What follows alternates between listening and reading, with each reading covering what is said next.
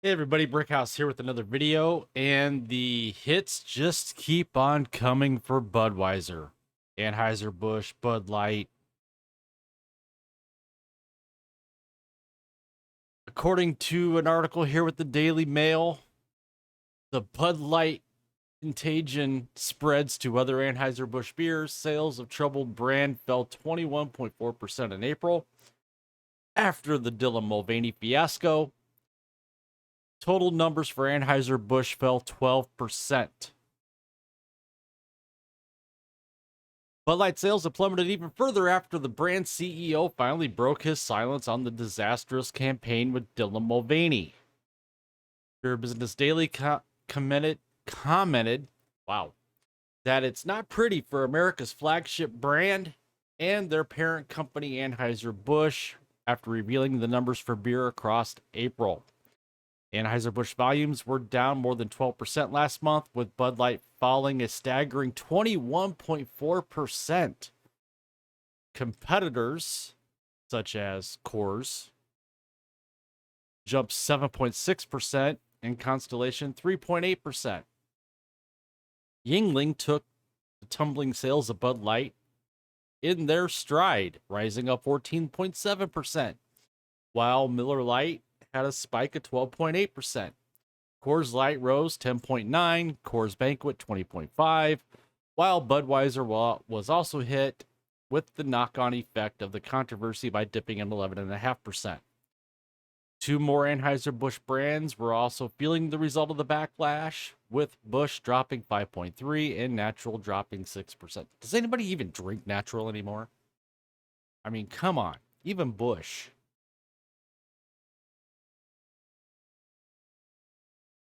Now, this comes after the whole Dylan Mulvaney fiasco from the 1st of April, April Fool's Day, where he put out a TikTok video to celebrate his 365 days of being a woman with a custom Bud Light can with his face plastered on it. And it was also done in conjunction with a March Madness campaign for the NCAA tournament. Now, Michael Ducaris has blamed misinformation and disinformation that was spread online for making people believe cans with Mulvaney's face were being rolled out for sale across the U.S. No, that's not what happened, dude. People didn't think those cans were for sale. They just didn't like the fact that you hired a transgender, I shouldn't say you, people that worked for your company in the marketing department hired a transgender to be part of a campaign to celebrate something that is completely mocking women in conjunction with March Madness. He addressed the mass backlash over working with trends influencer Dylan Mulvaney for the first time in an earnings call with investors last week. He added that the company is providing direct financial support to the frontline workers impacted by the boycott. Ducaris told the Financial Times over the weekend, people often talk about this topic in social media like noise.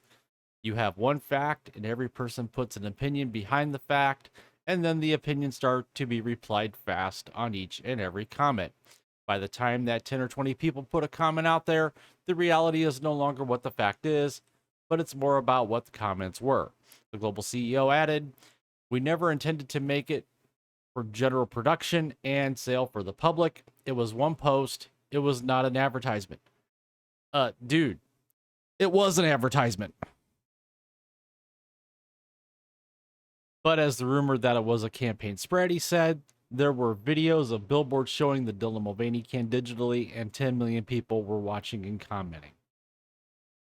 To deny that this was a marketing campaign is just freaking ridiculous.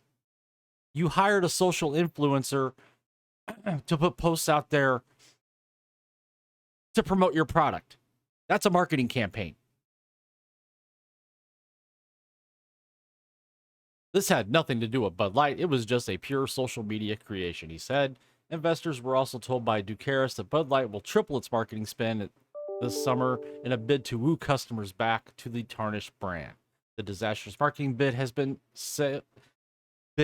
seen sales for American the American flagship beer plummet, despite Anheuser-Busch reporting first quarter earnings of $1.65 billion.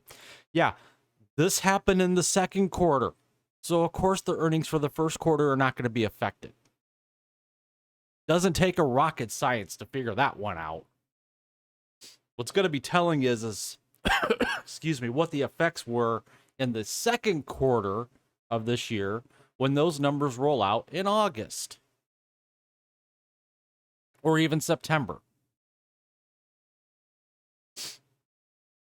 Buchanan said, we need to clarify the fact that this was one camp, one influencer, one post, and not a campaign. No, it was a campaign, dude. We will continue to learn, meet the moment in time, and be stronger, and we work tirelessly to do what we do best, bring people together over a beer and creating a future of more cheers. Buchanan's comments came as a letter was sent to retailers, bars, and restaurants by Grey Eagle, which distributes Anheuser-Busch products around St. Louis.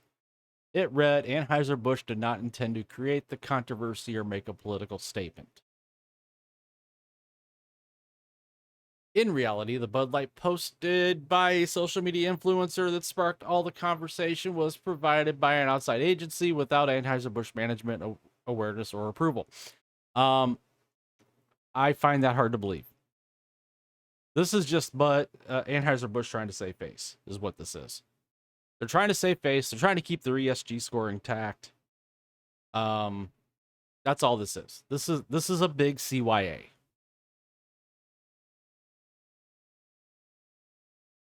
Just like Alyssa Heinerscheid taking a leave of absence and Daniel Blake also taking a leave of absence.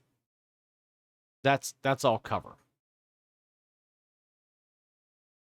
I'm looking for other things here that I haven't already covered in the past. The defiant rebuttal against the unofficial campaign comes as Anheuser-Busch reported first quarter earnings of $1.65 billion, which topped Wall Street expectations. We've already covered that. That covers the first quarter. This happened in the second quarter. So tell me what you guys think. Leave a comment and your opinion down below. I'd appreciate to hear what all you had to say out there about this whole Budweiser fiasco. Now that the CEOs come out during an earnings call and done a big CYA, trying to distance themselves now from Mr. Mulvaney. Tell me what you think. If you would, please like this video, share, subscribe, hit the notification bell to get notified when my content's uploaded on a daily basis here on YouTube. You could also find me over on Rumble, and you could also find me over on Odyssey. Trying to expand my reach a little bit, expand the platforms that I'm on. And as always, thank you for watching. Thank you for tuning in, and we will see you guys in the next video.